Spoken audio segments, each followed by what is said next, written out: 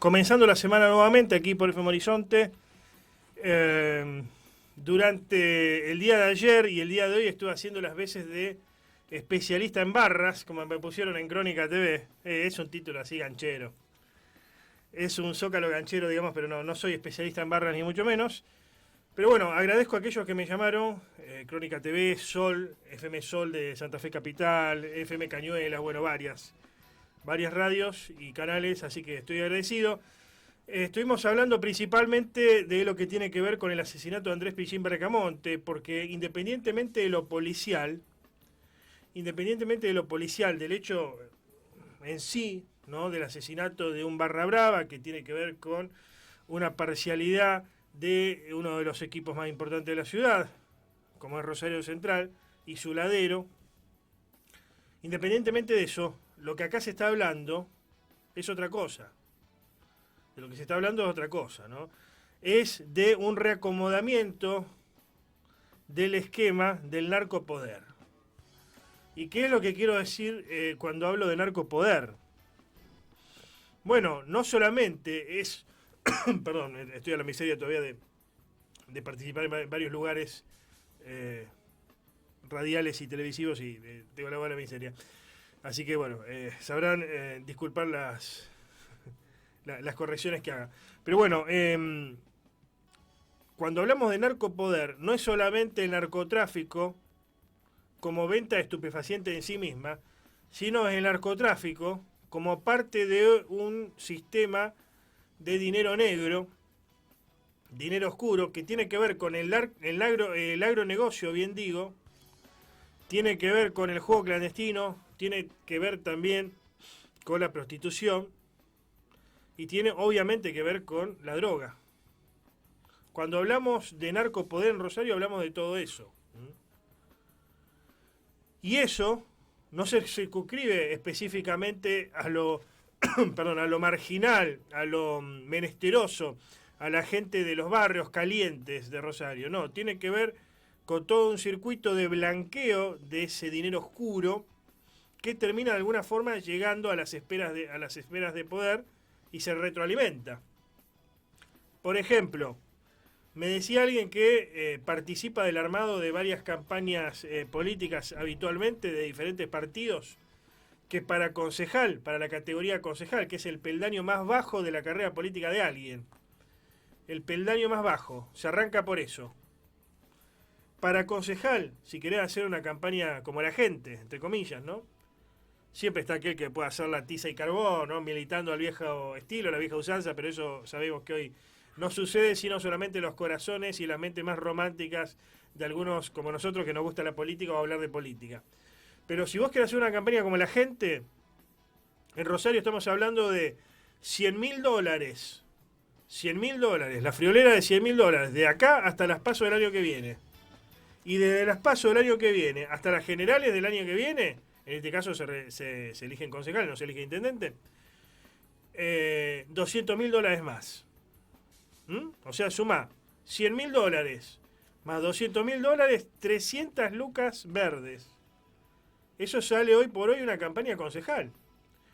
¿Qué empresario que haga las cosas por derecha, qué sindicalista o qué sindicato que haga las cosas por derecha, qué ONG que haga las cosas por derecha puede, con sus aportes, así te estimen, te quieran, te consideren el dirigente o la dirigente más avesada y con más potencial de la historia de la humanidad? ¿Quién te puede bancar de esa forma? Nadie. Nadie te puede bancar de esa forma. Por eso cuando hablamos de los barras, hablamos de un esquema de poder que tiene que ver con lo ilícito, con lo oscuro, y tiene que ver con lo que pasa en Rosario. Con eso tiene que ver la muerte de Pichín Bracamonte, el asesinato de Pichín Bracamonte, de que de lo que todos están hablando como si fuera un hecho policial. Vos mataron a uno, vos mataron a Bracamonte. No, mataron al tipo que, de alguna forma, brindaba, y valga el término, sensación de paz. ¿Por qué? Porque pactar con lo oscuro, soy de los que piensan eso, el que opina algo contrario lo espero acá en la radio para charlar amenamente o después me manda algún mensaje de texto. Soy de los que piensa que un pacto con lo oscuro, no sirve. Porque es pan para hoy, hambre para mañana. Lo dije en varias salidas que tuve ayer y hoy. Es pan para hoy, hambre para mañana. ¿Qué quiero decir? Que en determinado momento ese acuerdo tácito, y no tan tácito a veces, más o menos explícito, ese acuerdo en determinado momento cae por su propio peso, principalmente a la hora de hablar de estupefacientes, de hablar de drogas, de cocaína. ¿Por qué? Porque la cocaína te vuelve loco, la cocaína te hace conquistar más territorios. Pasó en México, donde le liberaron zonas al Chapo Guzmán, pactaron con el Chapo Guzmán, Joaquín Guzmán lo era, él me refiero, que nació en Sinaloa, obviamente, había surgido de allí. Le corrieron la competencia, quedó el Chapo solo. Y así el Chapo quería más y más y más, porque la droga es eso. Recuerden ustedes El Padrino, la película del Padrino, cuando a Don Corleone van a ofrecerle este nuevo negocio, entre comillas, que era muy lucrativo, las drogas, la cocaína. Le dice, no, paso. Déjame con la prostitución en el juego. Lo que dijo fue eso, déjame con los negocios que tengo. La droga es otro estadio, o como dirían los jóvenes, es otro nivel la droga. Te lleva a otro estadio de locura, a conquistar territorios, a buscar más dinero para comprar más sustancias, para vender más sustancias, para producir más sustancias, para etcétera, etcétera. Para adornar a más políticos, porque esto sucede así. Sucede así. Decía Popeye, John Jairo Velázquez Vázquez, a la hora de hablar de Colombia y el narcotráfico, que era el jefe de sicario de Pablo Escobar. Decía que había políticos muertos, policías muertos, periodistas muertos en Colombia. No es que querramos que maten políticos, ni policías, ni periodistas. Pero ¿cuántos policías, políticos y periodistas hay muertos en Rosario? No hay ninguno.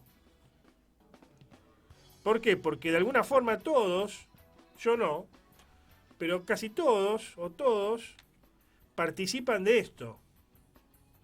Les cabe las generales de la ley. Participan de esto.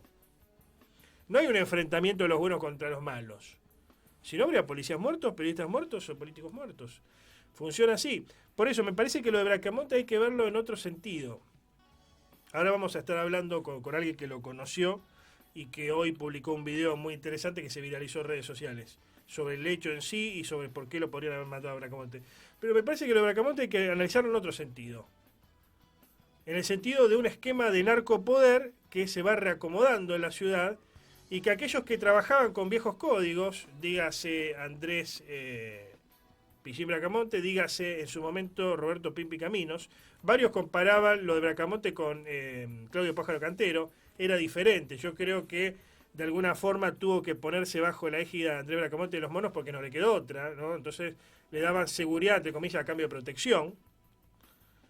Pero hay que compararlo más bien con lo de Roberto Pimpi Caminos, que de su muerte en aquel bar, el bar Ezeiza, en la zona oeste de la ciudad, en 2010, después de eso se desató una bataola de muerte y de violencia por el control de la hinchada de Newell's.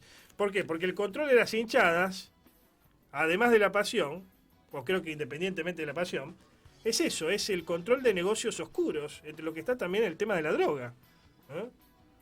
Bueno, me parece que hay que analizarlo en ese sentido, a lo de Bracamonte. No verlo estrictamente como un hecho policial, de asesinatos de los que habitualmente tenemos en Rosario, o en la zona de influencia. Hay que verlo en ese sentido. Y me parece que lo que viene puede ser muy malo, lamentablemente. Cito nuevamente el caso colombiano. Le hacen una entrevista a la hermana de Pablo Escobar luego de la muerte del caponarco, y los periodistas le dicen, bueno, y ahora terminó la locura en Colombia. Y la hermana dice, no, esto recién empieza. ¿Por qué? Porque murió el rey, murió el que ponía orden. Después vienen las disputas de aquellos que quieren sucederlo. Bueno, así las cosas de Rosario. Esperemos que lo que venga no sea malo. Y digo algo para terminar. La hipótesis del pacto con el narco, o de la regulación, o de la administración, o como corno quieran llamarlo, muchachos, garantistas y no garantistas, porque he hablado con gente de izquierda que dice que comparte esto y con gente de derecha inclusive que comparte esto. No funciona. No se puede pactar con el narco.